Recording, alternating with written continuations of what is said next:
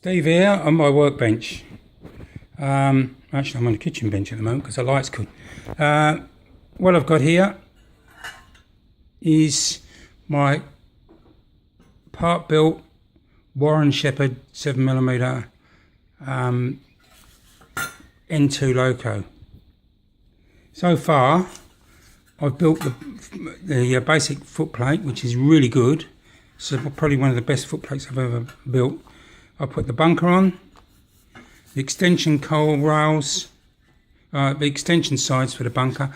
I've got to put the coal rails on, but I won't put those on yet until the rear spectacle plate is on. The tanks are on.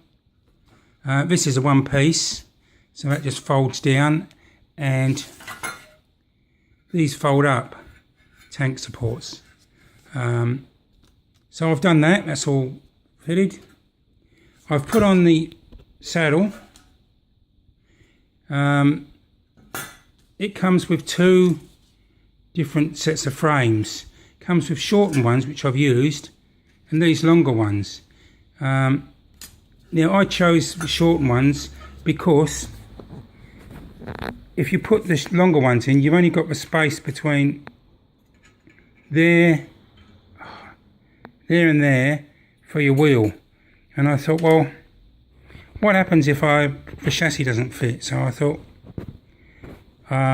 to myself, well, I'll cut that out and give me a bit of extra clearance, because once the splashes are on and the sandboxes, you're not going to see that anyway. So I thought I'm going to alleviate a problem before it occurs. So I've done that, and it's all very nice. The boiler I got rolled the other day, a mate of mine's got one of them GW bending bars. He did the smoke box for me, and using a GW rivet press, he did all the rivets for me. So I've done that. The smoke box door's a bit weird. It's just a pressing, not your normal bog standard white metal thing. And there's no hinges with it. I've got my smoke box dart. I've got to make hinges and straps in the hinge. Not beyond the realms of my skills, so I'll do that. One problem I did have was getting the boiler to fit and not be too far forward. And it does fit, and it fits well. But I did have to do a bit of work to it. That's in. I had to cut out some of the brass around there. I think they call it fettling. So I've done that. Also underneath, it wasn't quite fitting. Sorry, you can't see it. It wasn't quite fitting down on there. So I just shaved a bit of metal off there, very slightly. Checking as you go, and that's good. Now when I put that on there, I've got quite a small gap underneath the smoke box door. I can fill that with solder, a bit more tweaking, and that'll be good. But I must admit, I hate fettling stuff. Not the word I normally find with kits, and this is not one of them, but some of the kits I've built in the past, or attempted to build, which since I melted down and sold to people as lead sinkers. Fettle normally means we've never built this kit. We've designed it.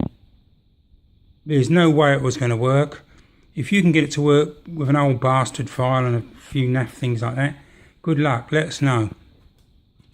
Thank God a lot of those kits have gone out of business. So that's it. Now one thing I did find, this is the Isinglass Drawing. This dates back to 1974. Now, I've been checking on this, and when you put the loco up to it, you think, oh, it's not right.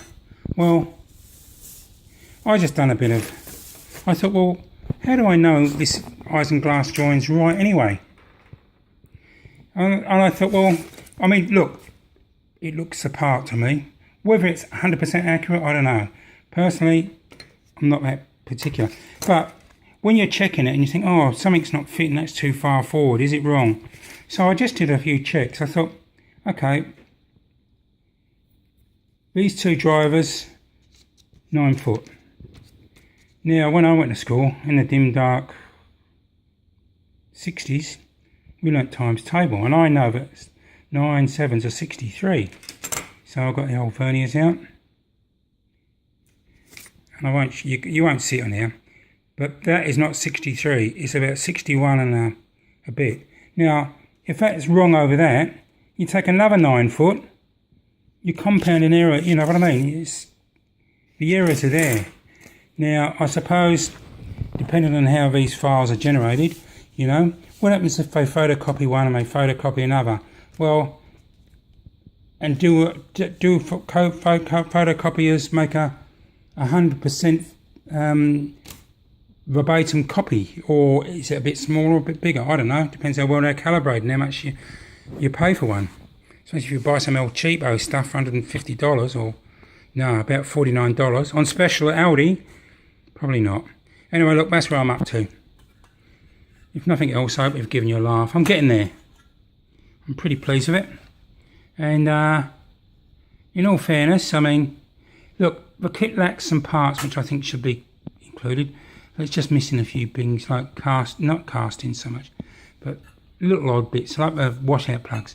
But the actual basic kit is building up into a nice loco. So there you go. Leave them look better when it's all finished and painted. Thanks for watching.